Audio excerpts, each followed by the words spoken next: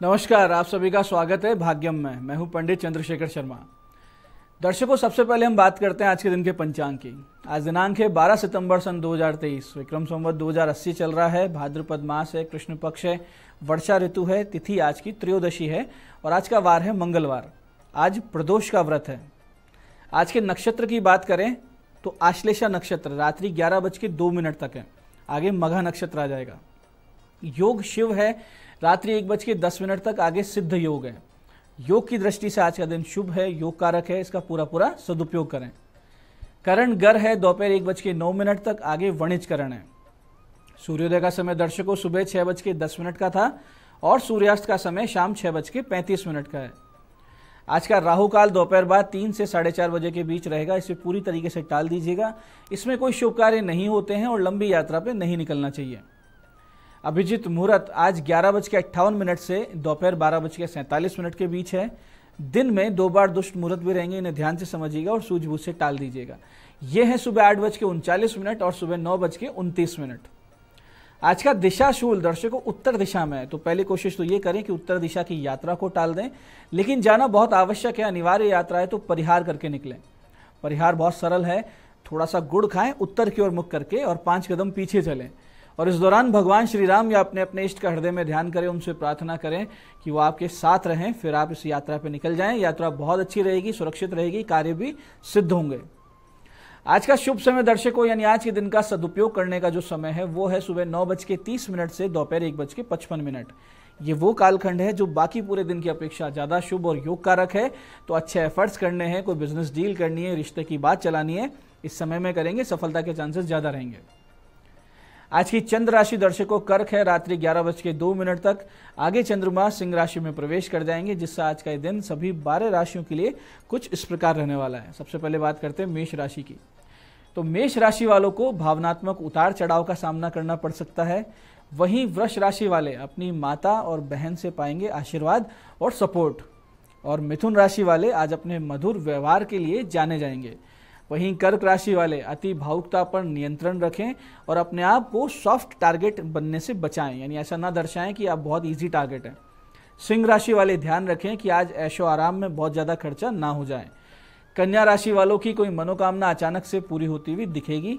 वहीं तुला राशि वाले ऐसे लोग जो राजनीति या जन सेवा से जुड़े हैं उनके लिए योग कारक दिन है। वृश्चिक राशि वाले भाग्य से पाएंगे एक ठोस और नई शुरुआत। वहीं धनु राशि वाले हृदय संबंधित समस्या और यूरिन इन्फेक्शन के प्रति रहें सावधान। मकर राशि वाले साझेदारी के कार्यों में लाभान्वित होते दिखेंगे।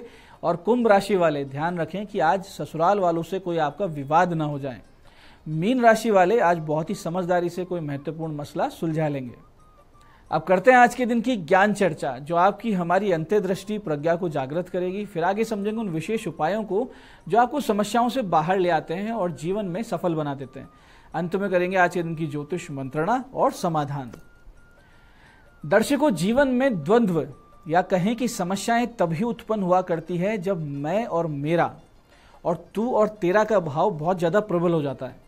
घर में, कुटुंब में, समाज में, ऑफिस में, चाहे राजनीति में, जब अपना पराया का भाव बहुत ज्यादा हो जाए तो ऐसी विकट स्थितियां, ऐसी विकट परिस्थितियां और समस्याएं उत्पन्न होती ही होती हैं, जिनका हल विनाश के उपरांत होने वाली शांति हो पाती है। भगवत गीता जैसे महान शांति ग्रंथ का आरंभ भी धृतराष्ट्र की भेद बुद्धि से होता है।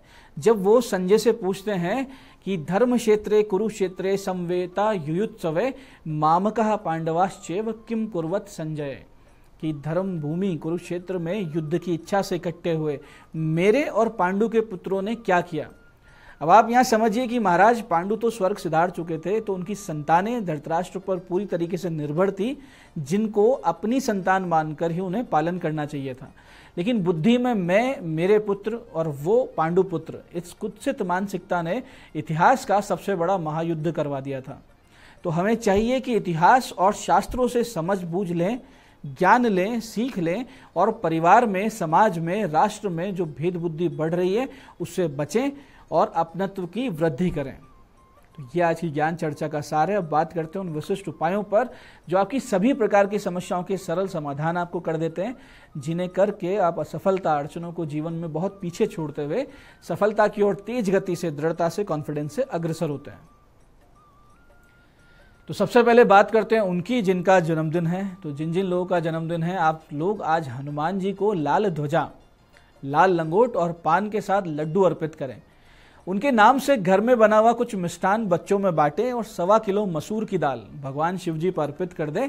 साथ ही साथ रात्रि में लगभग 8:15 बजे बाद में 5 किलो गुड़ थोड़ा थोड़ा करके गौ माता को, थोड़ा सा श्वानों को खिला दें। तो फिर देखिए आने वाला वर्ष कितना सुंदर योग कारक बीतेगा। ईश्वर की कृपा आपको लगातार अनुभव होती रहेगी, इसमें कोई संदेह नहीं।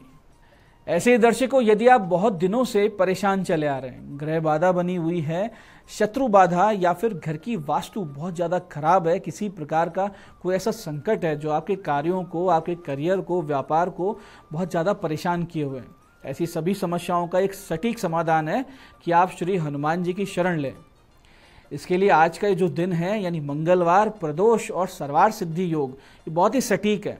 करना बस इतना है कि एक दक्षिण मुखी हनुमान जी के मंदिर आसपास खोज लीजिए और फिर सबसे पहले हनुमान जी के निमित्त लाल वस्त्र, लाल ध्वजा, खड़ाऊ, लंगोट, यज्ञोपवीत, पान, घी, सिंदूर, 2 लड्डू, 2 लौंग, 1 जायफल वहां ले जाके मंदिर में अर्पित कर दीजिए। फिर हनुमान जी से अपने संकटों के नाश के लिए एकदम आर्त भाव से, पूर्ण भावना के साथ प्रार्थना कीजिए। फिर 4 माला सीताराम सीताराम करके उसका फल हनुमान जी को समर्पित कर दीजिए। फिर इस विशिष्ट मंत्र की 11 माला का जाप वहीं मंदिर में बैठ के कीजिए। प्रत्येक माला जाप के बाद में एक बार आप साष्टांग दंडवत हों और फिर वापस बैठ के पुनः 1 माला का जाप करें। इस प्रकार से आपको जप करना है। मंत्र ध्यान से समझिएगा। मंत्र इस प्रकार है, तुमस्मिन् कार्य निर्वाहे प्रमाणम हरिसत्तम तस्य चिंतयतो यत्नो दुःक्षय करो भवेत। मंत्र फिर से समझते हैं, तुमस्मिन् कार्य निर्वाहे प्रमाणम हरिसत्तम तस्य चिंतयतो यत्नो दुःक्षय करो भवेत। दर्शकों, आज ही से यानी पहले दिन से आपको संकटों से मुक्ति मिलना शुरू हो जाएगी, इसमें कोई संदेह नहीं। और अगर आप इसको लंबे समय तक करते रहे तो बहुत ही बड़ी अनुकंपा का अनुभव आपको होगा। हनुमान जी की आगे से आगे आपके मार्ग खुलेंगे। ऐसे दर्शकों, जिन लोगों के मंगल की पीड़ा जन्म पत्रिका में अत्यधिक समस्या उत्पन्न किए हुए हैं, वो भी आज के इस विशिष्ट मंगलवार से कुछ छोटा सा उपाय करके समस्या से निजात पा सकते हैं। जैसे कि आज आप सुबह गुड़ के 3 टुकड़े लेकर घर से निकलिए।